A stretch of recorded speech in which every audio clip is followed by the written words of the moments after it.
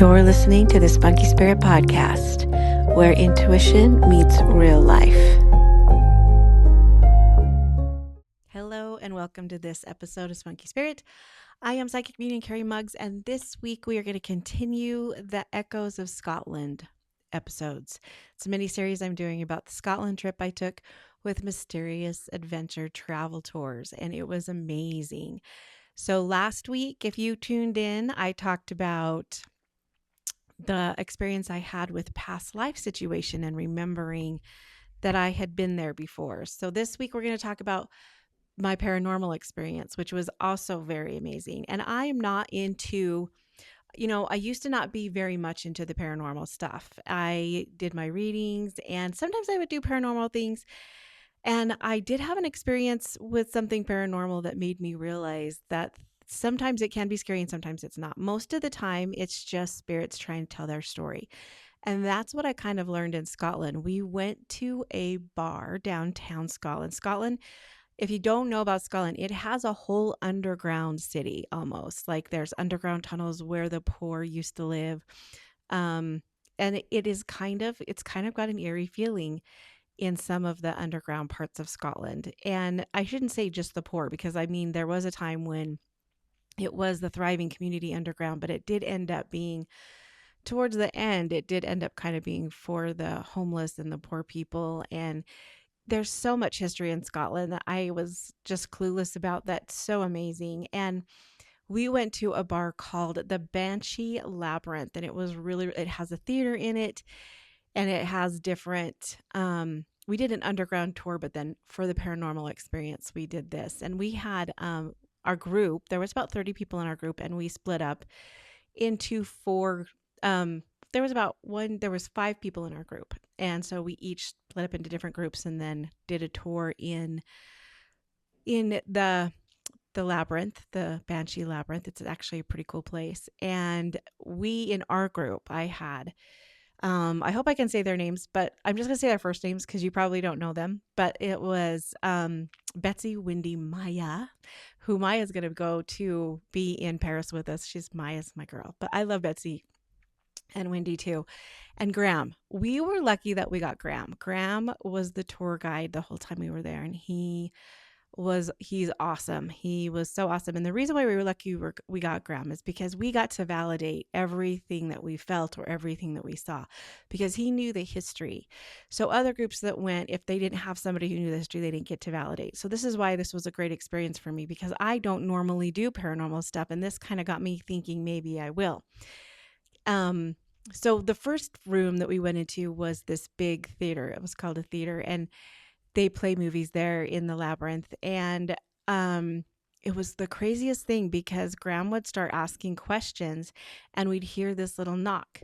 It would just be this little knock. And so we'd ask yes or no questions. And I got this premonition. I think there's 2 children here. I felt a boy and a girl. And I said, there's 2 kids. I feel for sure there's a sister and a brother. And he was like, is there an M here? And no. And he was like, is there children here? And we got a yes. We got a knock yes. And then I said, I think there's an M. There's an M name like Mary or something M. And he asked if the spirit's name was Molly, I think. And there was a yes. And then I was like, you know what? I see a fire. Was there a fire? And Graham said, yes, there was a fire, and it did. But that's not what I was actually seeing, because when Graham explained to us what was going on, then it kind of all came together. So I kept saying these, I think there's a girl, and I think her name starts with an M, and I see a fire. And so at the end, and this is kind of a sad story, but she just wanted to tell her story. So Graham said that there was, in those days, little kids that were living underground, and there was a particular girl named Molly, and she, there's something about, they found her shoe. I didn't see that part, but the story is in those days, Scotland, to clean their fireplaces, they would send their smallest kids up the fireplace to clean them. And apparently Molly got stuck up there, and that's where she passed. And so the fire that I was seeing wasn't actually a fire that had happened. It was that she was trying to tell me the fireplace, which was cool. I thought was way cool.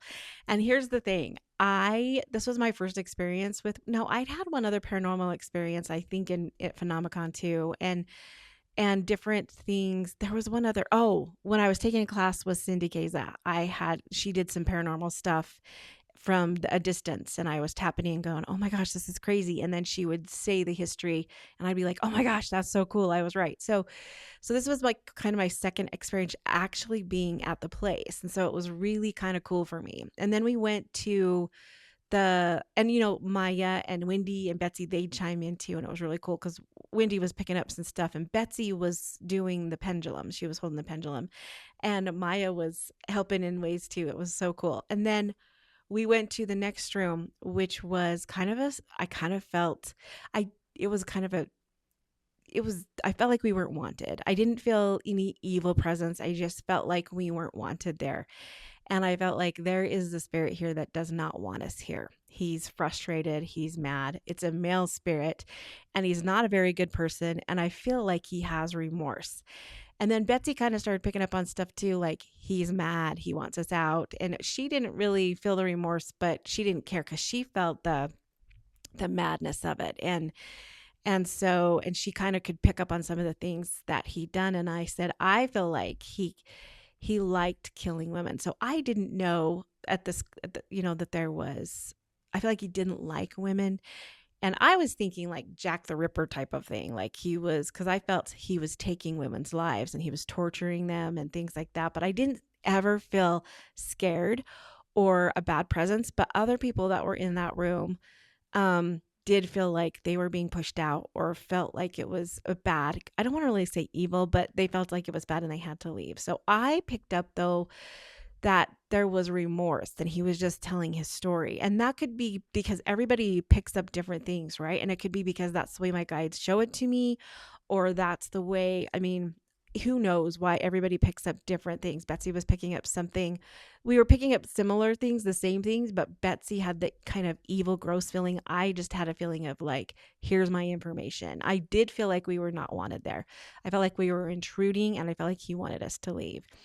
And I did say, I feel like there's a J. There's a J around him or something about a J. And he does enjoy torturing these women or hurting these women. And so Graham at the end and then Betsy was doing the pendulum and Wendy was also tuning in and Maya was listening for knocks because I think we were doing knocks again, but this time I think there was answers through the pendulum. And so Graham told us the story that this was the assistant or the person close to King James. That's probably where I picked up the J. And he was the one he was like the witch hunter. He would go after the women and accuse them of being witches and torture them until they were. So it wasn't like a Jack the Ripper thing. It was more like he was torturing these women because he thought that they were witches. And King James is the one who wrote the whole Demons and Witches books and also changed the Bible. So it was kind of interesting that was kind of that's what we tapped into. And it's interesting too how we both, Betsy picked up the evilness and the sadness, and neither one is right or wrong. Betsy was right on and I was too, but I just picked up the information and I actually picked up the remorse. Like he knew what he did was bad and he knew it was, and I knew he didn't want us there, but I never felt in any way uncomfortable or that we should leave or that it was scary. And that's where he would torture these women or hunt these women, is in this vicinity. And so that was super interesting to me. It was cool to me to realize too that you could have these experiences and not feel scared. And I'm sure that there are times as a paranormal investigator and a medium, you can go on these things and feel terrified and feel that. But I didn't feel it here, which was interesting to me because I thought paranormal was all about being scared, and it's not. I guess it's just in the movies or in the shows that they show. So the next room we went to, I did see that there was a woman. And I said, I think she choked. Like, I think she couldn't breathe. And I feel like she had to take care of kids, or she was taking care of kids and she was cooking. And I said, I feel like she feels a lot of pressure, or she's cooking a lot and she's taking care. That's what I mostly picked up. And I did pick up an M name here too. I said, I feel like there's another M name around this, but I didn't know if, that was from Molly. Cause we're just in a different room, but in the same bar type thing. And then Graham did say there was a female here who was, oh yes, and I did pick up that there was a male that was being abusive, or that was being rude or abusive or not nice.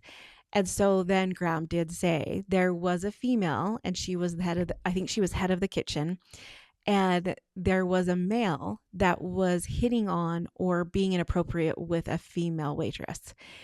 And the female waitress tried to push him away. Oh, the female waitress, and he wasn't listening, or he wouldn't leave her alone. And so the female of the kitchen, the head KitchenAid, her name was Mary. So I did pick up the M. She shot him. And so I was like, well, that's weird, because I didn't feel the shoot. I didn't feel the shooting. I felt like Mary had choked, or Mary couldn't breathe. And he said they hung her for doing that. And so it all made sense to me. So it was so cool to experience that. And I do have, I can do readings, and because I've had lots of practice with that, but for paranormal, I do kind of want to practice. I do want to start practicing. And because to me, it wasn't evil and it wasn't scary. It was something, it's just that they wanted their story told. They wanted to let us know, all about them and their story being told. And I thought that was the most interesting thing ever. And then there was one time, so that was a really, really good experience. And then there was a couple times when we would tour the castles, and there was a picture that I took when I posted of a little chair sitting in front of fire, and I did see a little boy spirit, like a little male spirit. I didn't get any, confirmation or validation. I was kind of doing it on my own, and Graham wasn't around. So I don't know if there was, talk of a boy, but I did see it.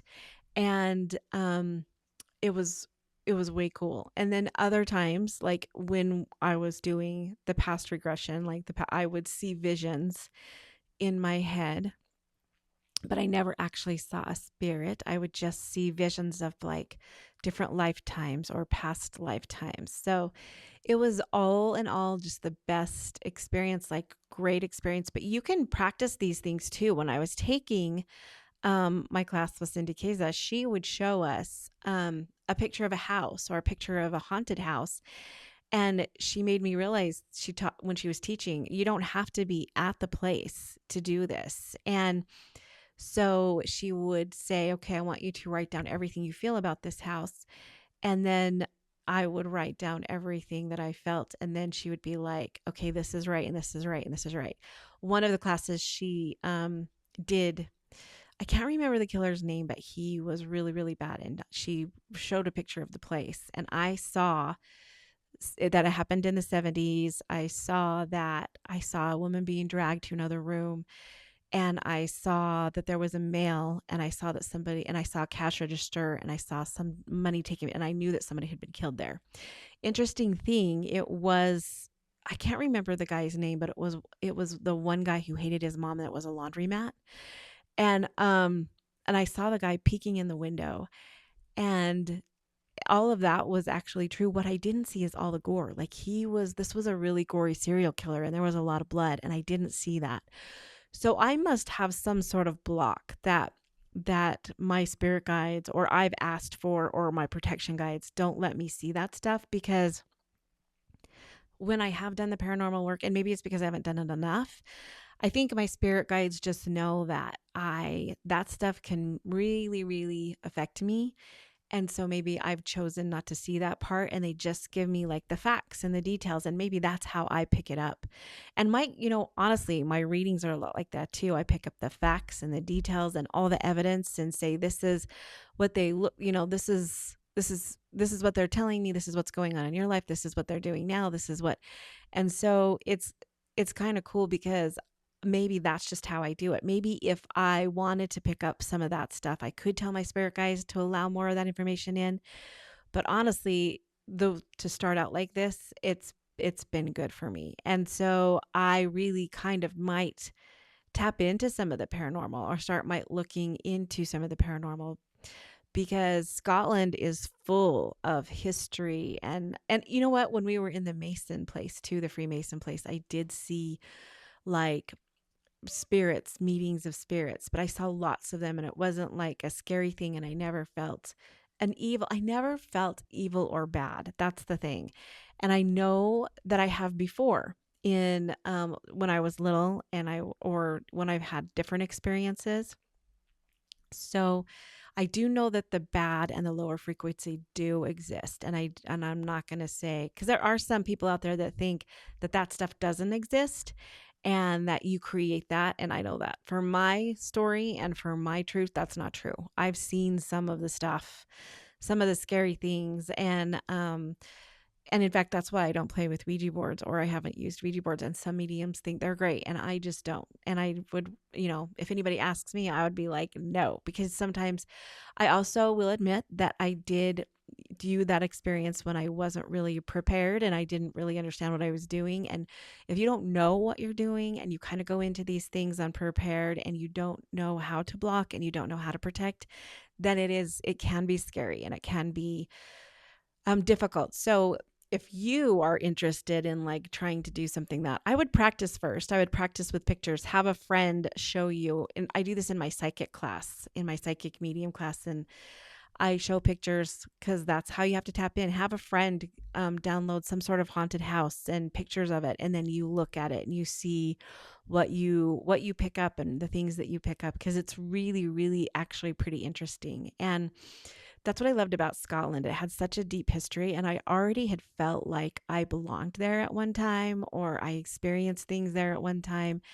And so it was kind of cool to pick up that history and different people's history, like poor little Molly who got into the fireplace, and this Mary lady who was just trying to protect her teenage waitress, and this guy who, thought he was ridding the world of evil, but actually enjoying it while he was doing it. So you kind of makes you think who was really the evil one, right? And how women were so kind of suppressed. And, we kind of always knew that. But the one thing that was the craziest thing is the underground system, like the underground living system, and how kind of, it wasn't very clean. And, even underground, there were some not super high society people, but there were some, like there were like even the underground place that was like for kind of the poor people, it still they still had like a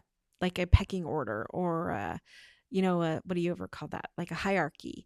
And the crazy thing is a lot of people ended up dying of cancer in some of those places because of the asbestos or some that were in the walls in those underground tunnels. And so you can't go into some of the rooms, but you can do like a tour of some sort. And when the pandemic it was just, it was just kind of like, I like light, I like open, I like outside. So to me, it was kind of daunting. It was kind of, but if that's all you knew and that's all you lived in, then it would be different. But it was interesting because I had no idea that these places underground existed.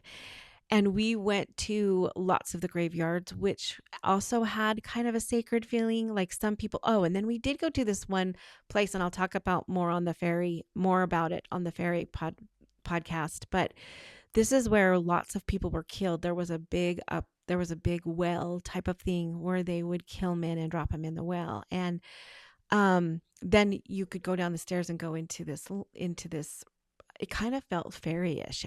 If that one did have a peaceful feeling for me, but for other people in Scotland, it has an evil feeling or a bad feeling, and it was because their ancestries, a lot of their warriors were killed in that spot, and the intentions weren't great. But I felt a peaceful, it's so like a peaceful, like graveyard type of thing where their spirit, yes, they may have been, killed there, or um but their spirits were there in peace. And so I thought that was kind of cool. And it all over the place, there was like little places that you could leave things that you had brought, because you always give. You don't really ever take anything from places like that, like sacred places like Scotland and Hawaii, unless they're given to you. But you can leave things. And always when you take from the earth, you always want to give something back. So I had ironically had a rock from in my coat pocket that I left there. And people left strings, people left bracelets, jewelry. So it was almost like a shrine. And I felt very peaceful there. I felt like there were lots of stories to be told. I felt calm, but lots of people there felt uneasy.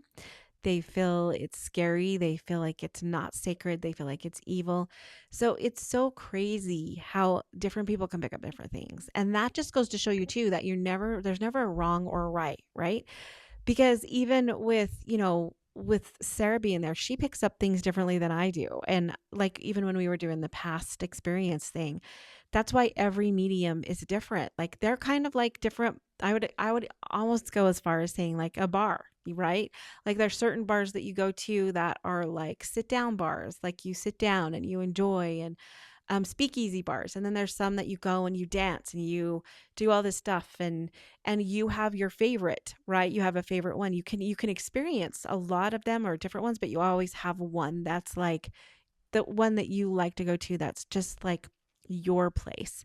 And that's kind of how we are as mediums. There's just maybe one that you are called to, but you enjoy experiencing lots of different ones. And that just goes to show you too that there's no right or wrong on how to do this. There's no right or wrong on how to pick up things, because I can pick up one thing and another medium can pick up something completely different. And also too, the land. The land is always important, the land that you're in. And so it's and like Cindy Kazo, when she goes into places, she does automatic writing, which is an amazing way to pick up things too. So and what I'm trying to say is, yes, every medium is different, but even when you pick up this stuff, or when you start to pick up things, you can pick it up in a different way. That's why spirituality is the hardest thing to teach, because it's like our fingerprint. Everybody has a fingerprint, but everybody's is different. And how you read spirit, or how you read your intuition or your intuitiveness, is your own experience.